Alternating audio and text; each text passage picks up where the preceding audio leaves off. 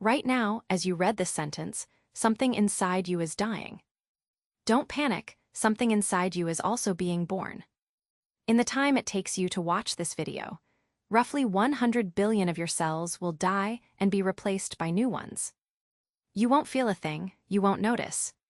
But by the time you go to sleep tonight, you will be a slightly different physical object than the one that woke up this morning. And here is a stranger thought. The person you remember being 10 years ago, that physical being no longer exists. Most of its cells are gone. Its atoms have been exhaled, shed, recycled, replaced. You are walking around in a body that has been rebuilt from the ground up, plank by plank, while you held on to the story that you are the same person. But are you?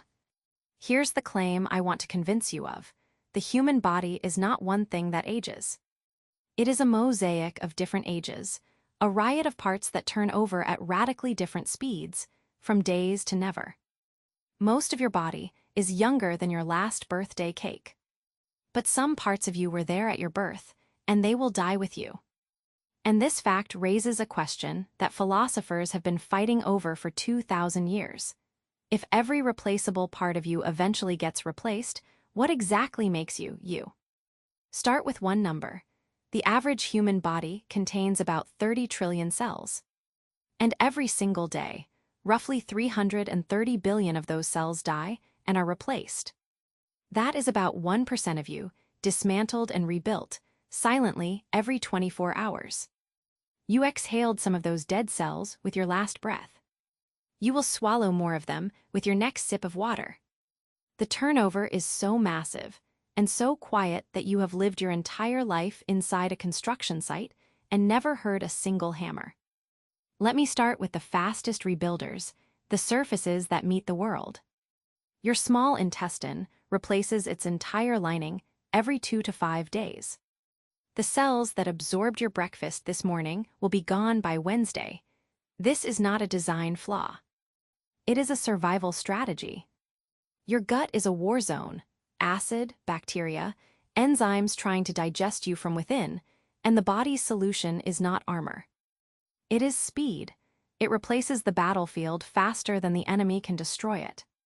Your skin is only slightly more patient.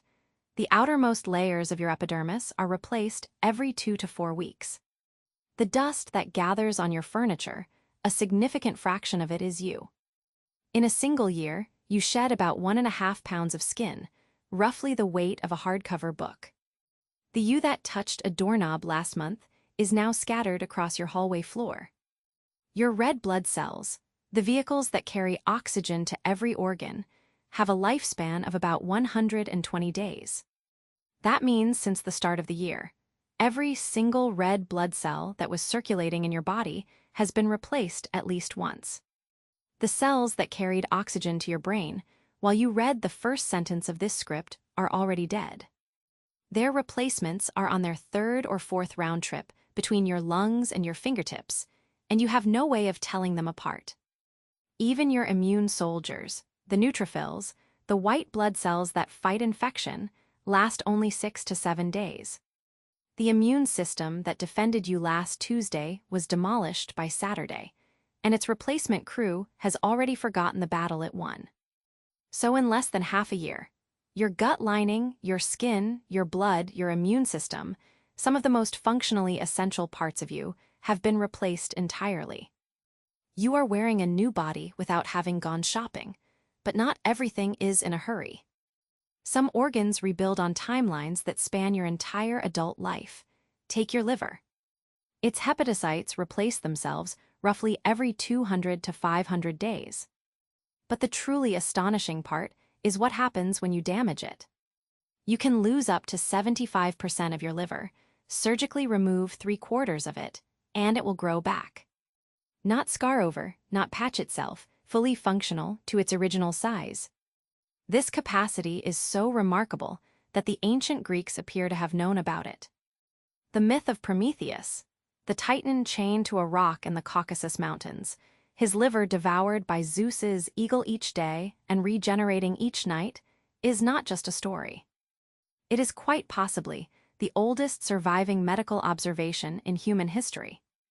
The liver is the only major internal organ that can do this, and it does it without fanfare. You could donate 60% of your liver to a stranger this afternoon, and within weeks, both of you would have complete working livers. The organ the Greeks imagined as eternally self-renewing has a patience measured in months, but its commitment to the job is absolute. Your skeleton is even slower. Your entire skeleton remodels itself roughly every 10 years. The bone cells that held you upright in 2016 are now scattered across the ecosystem, reabsorbed, recycled, replaced by cells that were not alive when you last voted. You are literally not standing on the same legs you stood on a decade ago. Your fat cells, the adipocytes, turn over at about 10% per year. The body fat you carry today is not the body fat you carried in your 20s. It has been swapped out, molecule by molecule, while the total amount may have stayed constant. What you experience as the same belly fat I've always had is biologically not the same tissue. And your skeletal muscle, the meat that moves you, replaces its cells on a timeline of about 15 years. The biceps that threw a ball when you were a child, those specific muscle cells are mostly gone. The new ones were built in the same place, following the same blueprint, remembering the same movements. Because the nerves that command them, those never changed.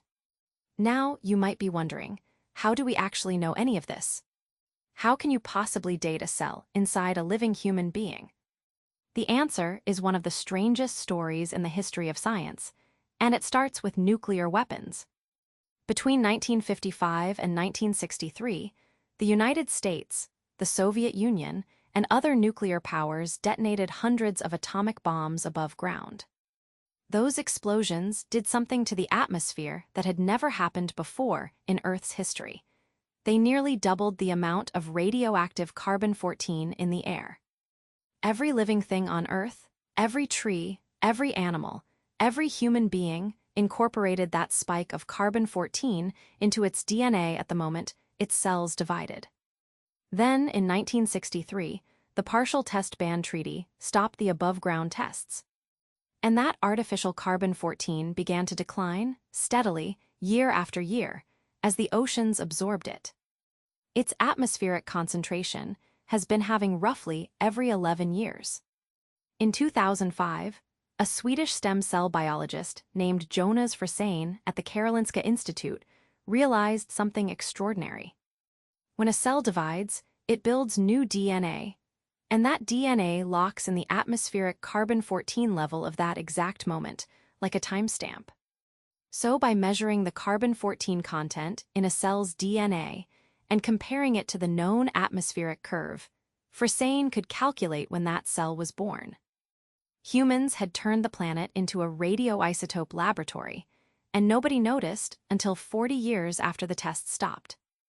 Frisén's team, led by Kirsty Spalding, published their results in the journal Cell in July 2005. What they found was stunning in its precision. The neurons in your cerebral cortex are exactly as old as you are. They carry your birth year written into their DNA, in carbon-14. But your intestinal cells carry a carbon-14 signature from a few days ago. The same body, the same person, the same moment, containing cells carbon-dated to last week and others carbon-dated to your childhood. The Cold War, one of the most destructive episodes in human history, accidentally gave us the most precise cell dating technique ever invented.